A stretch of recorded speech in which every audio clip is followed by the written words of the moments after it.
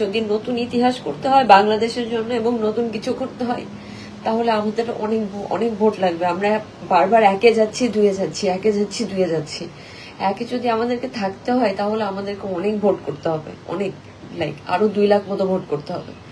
যেহেতু আমরা প্রায় 6.5 লাখ মতো ভোট আপনারা করছেন, এই 6.5 লাখ ভোট যেহেতু করছেন, এবং আমি জানি আমাদের দেশে অনেক মানুষ, এবং আপনাদের সময় থেকে যদি আরেকটু সময় বের করেন তাহলে কিন্তু আমি জানি আমাদের পক্ষে জেতা সম্ভব।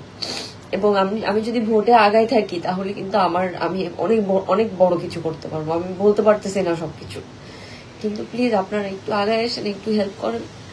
এবং আপনারা পুরো কষ্টটা তো আপনারা দেখতে পারেন, আমি অনেক কষ্ট করতেছি এবং আমাদের দেশের জন্য, যেন আমাদের দেশকে সবাই চেনে।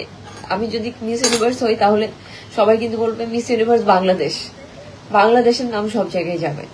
সো প্লিজ সবাই একটু জিনিসটা বোঝার চেষ্টা করেন, আর প্লিজ আমাকে কোনো কিছুর সাথে আপনারা ইনভলভ করেন না। আমি এখানে জিততে আসছি, বাংলাদেশকে জেতাইতে আসছি, এখানে অন্য কোনো কিছু না।